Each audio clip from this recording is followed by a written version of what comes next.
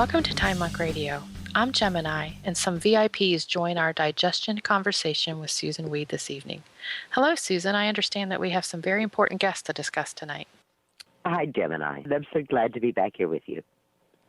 Well, it's nice to have you. And tonight we're going to cover liver-loving herbs. Yes, indeed. We certainly are. It's a great time of the year for the liver-loving herbs because many of them are roots. And as we move into the fall and especially into early winter, this is the time to start thinking about digging up roots. So let's just have, a little bit of a review as we go week to week here and talking about digestion start to finish. And we started out with, way back at the beginning, with appetite and aroma, taste, the guardians of our lives. And we talked about chewing and salivary enzymes and carbohydrate digestion and about drinking and how it's absolutely fine to drink with meals. We don't have to worry about that. And we got down with the esophagus. We talked about acid reflux and digestive bitters. And then when we were last together, we had gotten all the way to the stomach, where we looked at protein digestion and the effects of hot and cold foods, and, of course, ulcers and the bacteria that causes them, and my wonderful dear friend, slippery elm. So following digestion from start to finish, we started in the mouth, we went down the esophagus, we got into the stomach. And as you remember, we talked about how the stomach, the goal of the stomach is to pull apart the proteins and to get everything turned in a kind of liquid mess so that it can fit through this tight little sphincter at the end of the stomach between that and the very beginning of the small intestine, which is called the duodenum. And ulcers can get into that area too. Then they're called duodenal ulcers instead of stomach ulcers. And we talked about last time how it is that if there's not enough hydrochloric acid in the stomach, then it takes too long for the food to be liquefied, and it moves back up into the upper areas of the stomach, and that's when we get acid reflux. So we also talked way back at the beginning when we were talking about chewing, about how the actual molecules of the foods that we are eating are passed through the soft palate and are swept down to the liver and the pancreas, which then are supposed to have about 4 hours to figure out how to make the things that will break that food apart. And that's about how long the food's supposed to be in the stomach. It's about 4 hours. So we can see that it's a very,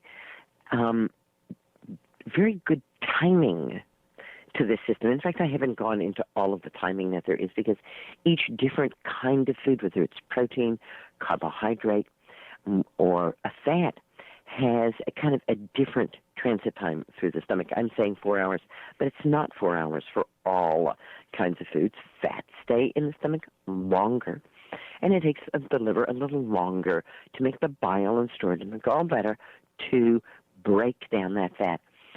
But what I am saying is that there's a whole sequence, there's a whole dance that is done between the time when we smell and taste the food and the time when we are actively digesting that food and moving toward the assimilation of nutrients from it.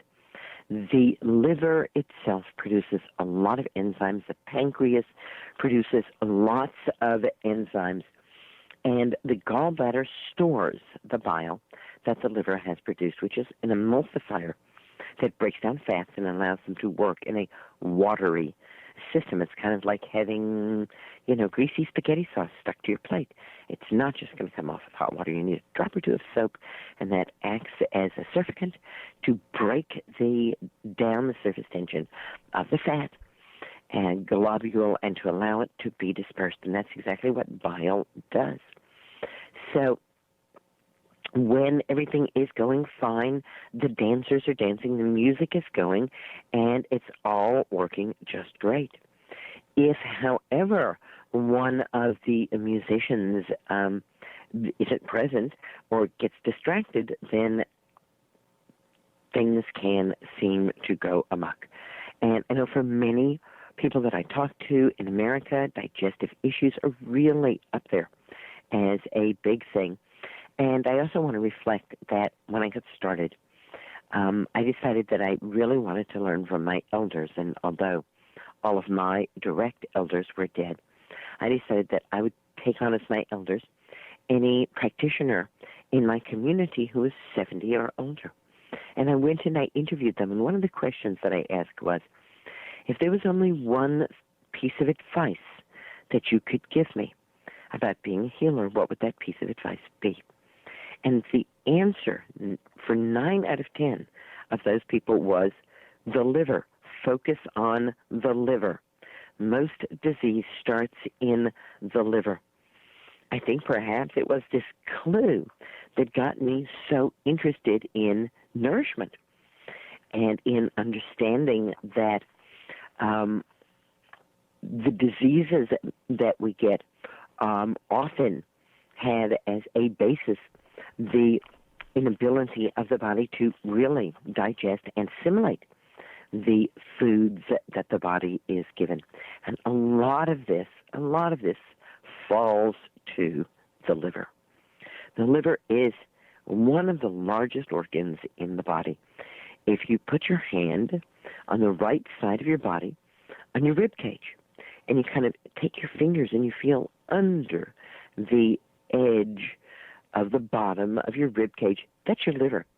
That kind of soft, but firm stuff that you feel is your liver, and extends all the way across from your side, all the way across to the middle of your solar plexus right there. So really enormous organ. It's a flow-through organ. Every drop of blood in the body passes through the liver every hour. And the liver is not a storage organ, but it is a generative organ. It generates fat-soluble vitamins like vitamin A, which it makes from keratines and carotenoids in our food, especially in cooked food. It also co-generates vitamin D in conjunction with the kidneys. And there's substances that are passed from the skin to the kidneys to the liver, and so on, in order for us to produce the fat-soluble vitamin D. Because of this, vitamin A and vitamin D are found in the liver. Think of cod liver oil. The liver is very active in the production of these things. There is a myth that I have heard quite frequently that the liver stores toxins. And as far as I can tell, this is totally a myth. The liver is truly not a storage organ. It's a flow-through organ.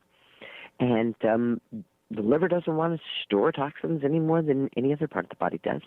And in fact, the storage for toxins or poisons in our body is actually the fat cells. And so the liver just passes it off. It says, this isn't something that I like. This isn't something that I want. And so you have to go to the fat. And things are locked up there, but not in the liver. So much so that if one had to eat an animal whose diet was questionable, probably the liver would be, in fact, the very safest part of that animal. But meanwhile, whatever we've eaten, whether it's a vegetable or animal, our liver is going to have to produce enzymes that will help to deal with what's going on in that. Again, we remember that the enzymes that are found in fruits and vegetables, in the plant materials in our diets, are not effective and not usable in the human body. And if they managed to get past the hydrochloric acid in the stomach, then in fact they would cause great distress to the immune system, which would promptly try to kill them. Now, it's true that food is digested by enzymes, but it's our own enzymes that we make that allow us to actually do that.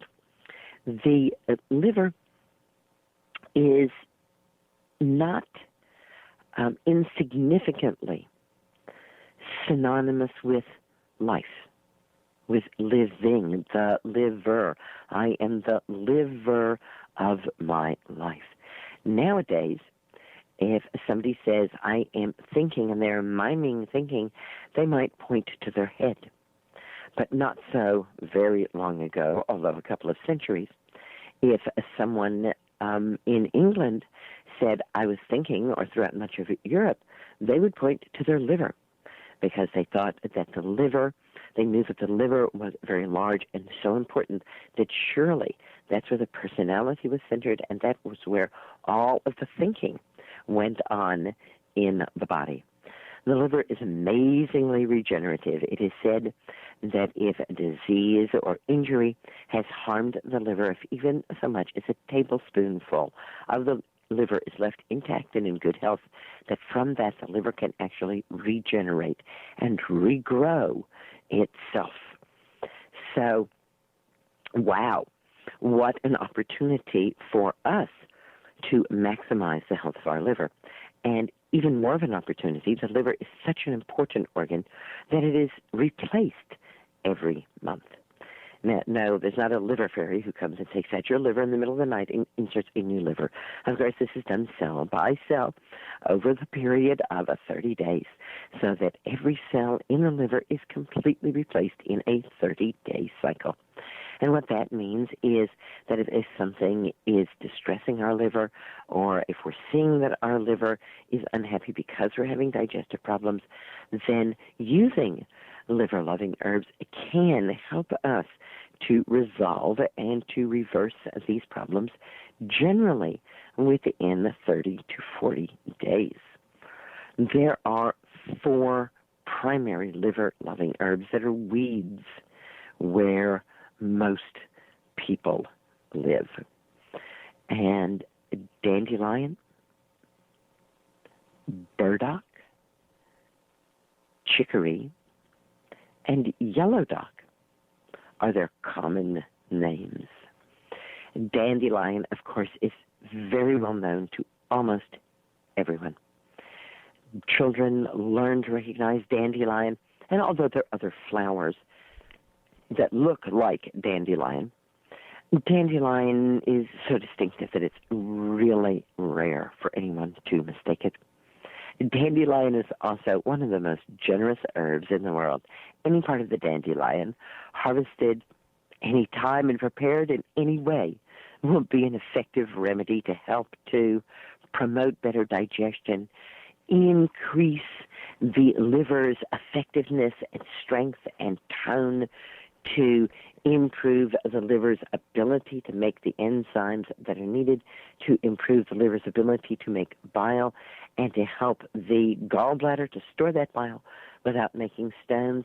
And dandelion even has some effects on the pancreas, helping the pancreas to make its enzymes and to function better. And dandelion has been renowned as an appetite improver. Nowadays, most of us think, oh my goodness, I certainly don't want anything to improve my appetite. I want to eat less. But let's remember that there certainly are times when people do need to be encouraged to eat. Certain debilitating diseases, certain chemotherapy treatments for cancer and so on can really take away a person's desire to eat. And dandelion can certainly help to bring that back. Of course, if you go to buy dandelion, probably what you'll buy is dandelion root tincture. And 5 to 10 drops of dandelion root tincture taken just before a meal will vastly improve the stomach's ability to make hydrochloric acid. This, as we recall, just cuts out acid indigestion right at its source, because we're sending that trigger to the organs that need to know what is happening so digestion can take place in a coherent way. Of course, drinking a glass of dandelion wine with your meal is another way to do that, isn't it? In my green book, Healing Wise, the big green herbal for everybody, I have a recipe for dandelion flower wine. All you need is a couple of young friends and an hour, and you can pick enough dandelion blossoms to make dandelion flower wine. I give you a really simple recipe. You don't need to worry about having any special equipment. About the most special equipment that you're going to need is a balloon to put on the neck of the bottle. And yes, it's true. In the book, it doesn't say to use a balloon. It says to put a cork in it. But we had so many people with the secondary fermentation of the dandelion wine really getting out of hand and popping the corks that I now suggest that you put a balloon on the neck of that bottle, at least for the first month, and then you can cork your dandelion wine. I also really like dandelion flower vinegar and dandelion flower honey. Dandelion is really helpful for the digestion, and dandelion flower honey, a spoonful stirred into a cup of hot water, is a really wonderful remedy for anyone who's complaining of indigestion. It's fast, it's right there, and it's ever so effective as well. Dandelion leaf vinegar can be added to your food, added to beans, use it as a condiment, pour it on your salad. If you think that your digestion needs any help at all, that's a great and easy way to go.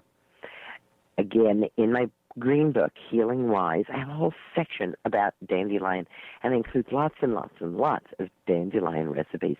There's no reason for any of us to ever be without dandelion, one of the world's best liver-loving herbs. Many people read that dandelion leaves are good to eat, and they go out and try to eat dandelion leaves and find them very bitter. And because of this kind of, shall we say, get turned off to dandelion. But here's a tip, because we're in the fall now.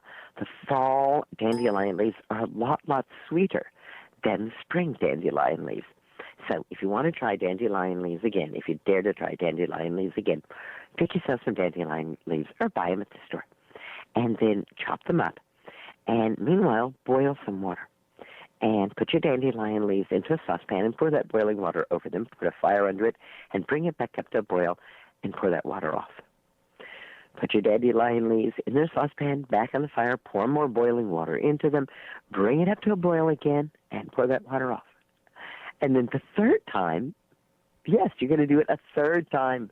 You're going to pour boiling water over the dandelion leaves in the saucepan, bring it back up to a boil, pour that boiling water off, and then you're going to throw those dandelion leaves into a hot skillet and let them cook a little while. Or you're going to pour more boiling water over them, but just enough to cover them, and let them cook until they're tender. And I like to season mine with extra virgin olive oil, tamari, and lots of raw garlic. This recipe is in my book, Wise Woman Herbal for the Childbearing Year, and it's under Dandelion Italiano. And we couldn't leave dandelion without telling one of my favorite stories about dandelion. My daughter, who was a teenager at this point, woke up one day, looked in the mirror, and her eyes were yellow.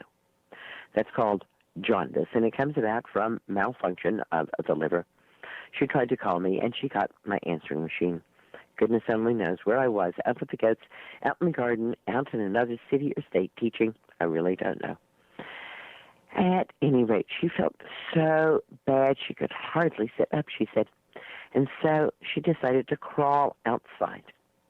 And she crawled outside and laid on the lawn. And right in front of her on the lawn was a dandelion. And the dandelion said, "Eat me." And she did. And she thought, oh. And then she ate dandelion after dandelion after dandelion, feeling better and better and better. And she felt better enough, actually, to walk back in the house. And when she turned on the TV, there was a show.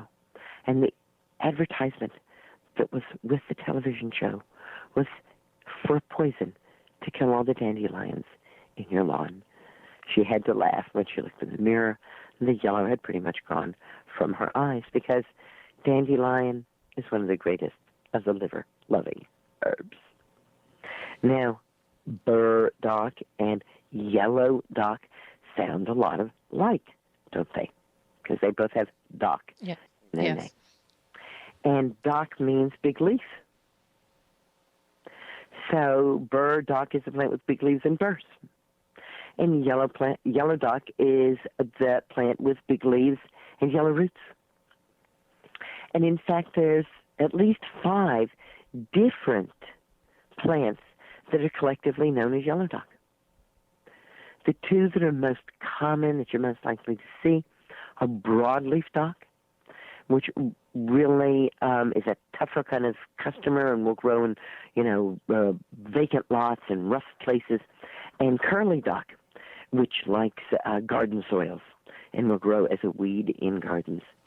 Okay, that would explain what's going on here. We have the curly one in our in garden. your garden. Yes, it's quite happy. Yes, it is. I was just looking at mine. It's making fall leaves, and these leaves are so long. Like Yes. some of them are yard long. Yes, they are. They're just amazing. And, of course, the leaves are related to French sorrel. So you can use them to make soup. You can chop them up and put them in your salads. Or you can dig that yellow dock root. It has quite a long taproot on it, doesn't it? It does indeed. It's a perennial plant with quite a long root on it. And I usually wait until after the first frosts of the year and dig up some yellow dock root and make a tincture of it. And yellow dock root tincture is not only thought to really aid and benefit and nourish the liver, but it's also said to be the world's most dependable and least addictive laxative. Okay. Now, Susan, when you make that tincture, do you dry the root or use it fresh? I always make tinctures from fresh plant material. Okay. Now, chicory is the blue-flowered plant that we see all along the roadsides. And even in lawns, I've been noticing this fall that where chicory has been cut in the lawns, it's like blooming an inch above the ground. I always think of chicory as such a tall plant, but I see that chicory is just willing to bloom whatever space it can get. And again, the root of chicory is dug, and it's usually dug after the first frost. And in many respects, it's thought to be a sister to dandelion, that it has many of the same effects of dandelion. People who take cues from the plant say that dandelion grows in the sun and that the flower is yellow, so this brings a lot of heat to the digestion. And if people have sluggish digestion or slow digestion or acid indigestion, these would all be indications that dandelion would be needed and that more heat is needed in the system. But the chicory, with its beautiful blue flowers, which close up when the sun shines on them, you only see them open on cloudy days, is better for the person who is dealing with coolness in the system. They, say, oh, things just don't move, nothing really happens, a kind of torpor and languor there. So would a chemist say that? Probably not.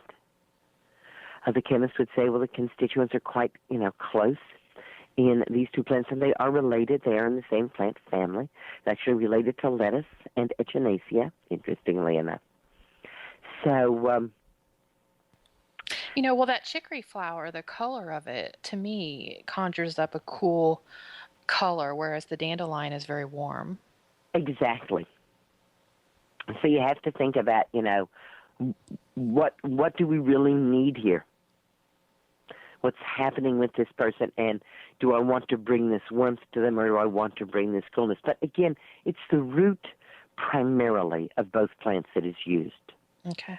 Like the chicory flower is not used at all in terms of being a digestive aid. Okay. But the dandelion flower, as a matter of fact, there was a Swiss herbalist, Maria Trebin, who, as her primary digestive aid, had people pick the stalks of flowering dandelions and soak them in cold water overnight and drink that before meals. Okay.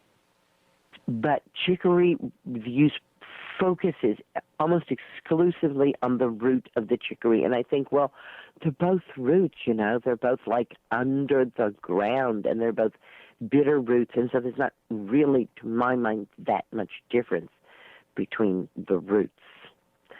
So again, it has to do with how much are you doing, how subtle do you want your diagnosis to be, and I'm all for subtle, but I'm also for returning herbal medicine as people's medicine and making it easy for people. Do you have to dig up some chicory because it's in the way of something you're doing? Well, tincture the roots. Is the dandelion in your way in the garden? Well, dig it up and tincture the roots. What is the plant there that's around you that is available for you to use?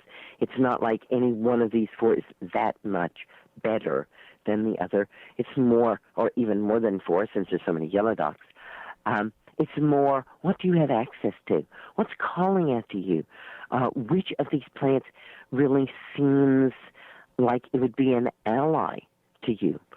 Burdock, of course, is renowned as being a very mild but very dependable laxative, a friend of the liver, and a special friend to the pancreas, and it has inulin, which is a special plant starch that helps to maintain a more even blood sugar. Burdock is used for so much that it is actually sold as a foodstuff, and you can go and buy gobo root. And gobo is a burdock, and it can be tinctured, or it can be put up as a vinegar, or it can actually be cooked. And again, in my green book, Healing Wise, I talk about burdock, and I have lots and lots of burdock recipes for the burdock root. Now, this weekend, I was teaching a class here at the Wise Woman Center, and I asked my live-out apprentices if any of them had dug a burdock root, and one of them said that she worked for an hour or more trying to get this burdock root out of the ground, and that she finally gave up and took only part of the root. So it's fairly easy to dig a dandelion root. It's fairly easy to dig a yellow dock root. It's harder to dig a chicory root, and it can be almost impossible to dig a burdock root. Isn't it wonderful that all of these roots are items that are for sale? They are commercially available. I make burdock infusion using 1 ounce of dried cut burdock root in a pint jar, and filling that pint jar right to the top with boiling water and putting a tight lid on that and letting that steep at least 8 hours or overnight. And then using that burdock, very strong burdock infusion that we have to strengthen the pancreas, strengthen the liver.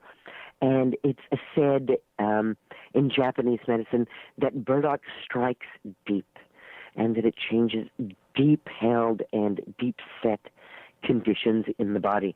So especially if you have a digestive disturbance that seems to be very deep, burdock is what is thought to be really helpful.